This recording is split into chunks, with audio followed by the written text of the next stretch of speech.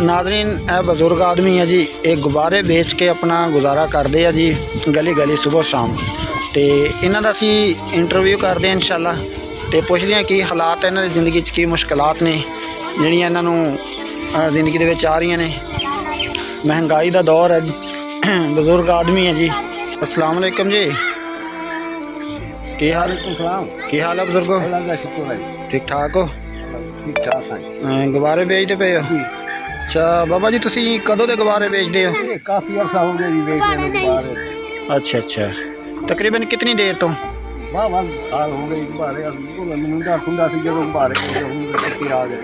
अच्छा अच्छा, तो ये फैसला तुसी क्यों किया वा गुब्बारे बेचने वाला? माड़े बंदे हैं, बड़ा काम होंदा नहीं। अच्छा अच्छा अच्छा अच्छा अच्छा गुब्बारे बेच के अल्लाह की जात गुजारा चलाई जाते। अच्छा अच्छा जी बाबा, दिन दे विच किन्ने गुब्बारे बेच लेने तुसी? 1200 के बेच जाते कबाड़ समय कबाड़ समेत 1000-1200 के गुब्बारे बेच के ते तुहानू इहदे विचों की बचत हुंदी है? अल्लाह की जात वो भी बचाई जावे, रात दिन ना ले जांदा जी, सवेरे फिर तोड़ पैदा अल्लाह की जात।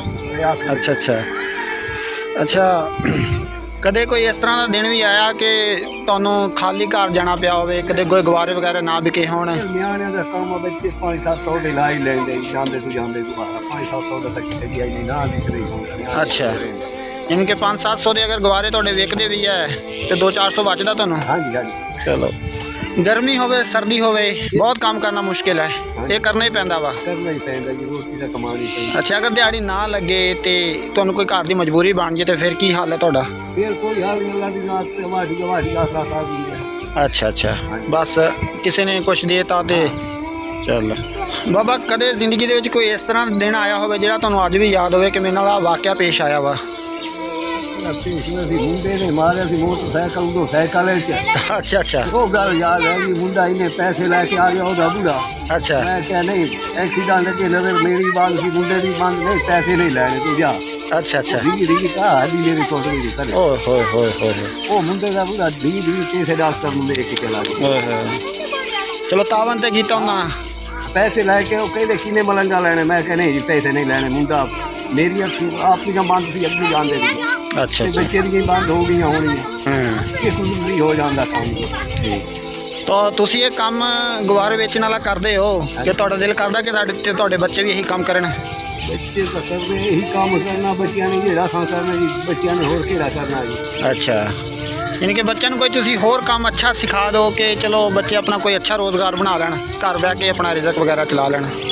ਸਾਡੇ ਨਿਆਣੇ ਨਹੀਂ ਕਰਦੇ, ਜਿਹੜਾ ਮਾਂ ਪਿਓ ਨੇ ਕਰਨਾ ਉਹੀ ਬੱਚਿਆਂ ਨੇ ਕਰਨਾ ਹੁੰਦਾ ਕੰਮ। अच्छा अच्छा, तुहाडे जिहड़ी वाइफ आ बीवी आ वो जिंदा है या फौत हो गई? ਹੋਈ ਹੋਈ ਹੈ। फौत हो गई है। अच्छा, किन्ने अरसे तो? ਇੱਕ ਬੱਚੀ ਦੇ ਦੋ ਤਿੰਨ ਜਦੋਂ ਫੌਤ ਹੋ ਗਈ ਤਾਂ 7 ਸਾਲਾਂ ਦੀ ਬੱਚੀ ਵੀ ਹੈਗੀ, 7 ਸਾਲਾਂ ਦੀ। अच्छा, यानी कि 7-8 साल हो गए बच्चे नूं फौत होए नूं? अच्छा अच्छा बाबा, तुसी सुबह कदों निकलदे तो शामी वापस कदों किस टाइम घर पहुंचदे हो? 8 वजे निकलीदा ਨਿਆਣੇ ਨੂੰ ਸਾਂਭ ਸੂਭ ਕੇ। अच्छा, ਤੇ ਸ਼ਾਮੀ ਰੋਟੀ ਦੇ ਟਾਈਮ ਹੋਟਲ ਤੋਂ ਜਾ ਕੇ ਰੋਟੀ ਲੈ ਲਈਦੀ ਆ ਜੀ। बस ਬਸ घर कोई बीवी तो तुहाडी फौत हुई भी है? ਰੋਟੀ होटल ਤੋਂ ਲੈ ਕੇ ਬੱਚਿਆਂ ਨੂੰ ਖਵਾ ਲਈਦੀ ਆ। अच्छा, तो किसी हुकूमत ने या कोई अदारा वगैरह तुहाडी कदे किसी ने मदद नहीं की? ਕਿਸੇ ਨੇ ਨਹੀਂ ਕਰੀ। अच्छा, ये रब दा आसरा है। ਰੱਬ ਦਾ ਆਸਰਾ ਹੀ ਅੱਲਾ ਦਾ। अच्छा अच्छा, सर्वे वगैरह होया तुहाडे? कोई नहीं सर्वे वगैरह किया गवर्नमेंट ने? ਸਰਵਾ ਕਰਕੇ ਗਏ ਆ। अच्छा अच्छा, ਸਰਵਾ ਕਰਕੇ ਗਏ तो लेकिन लभी कोई शाय नहीं? ਵੀ ਕੋਈ ਕਾਇ ਨਹੀਂ। इतने तो चंगे चंगे लेंदे पे हैं पैसे। ਚੰਗਿਆਂ ਨੂੰ ਲੈਂਦੇ ਨੇ, ਮਾੜਿਆਂ ਨੂੰ ਕਹਿੰਦੇ ਹੋਏ।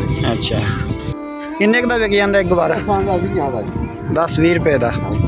इन्नी महंगाई के दौर च इहदे नाल तुसीं किस तरह गुजारा करदे हो घर बार दा? ਅੱਲਾ ਦੀ ਰਾਤ ਦੀ ਰੋਟੀ अच्छा, ਗੁਜ਼ਾਰਾ।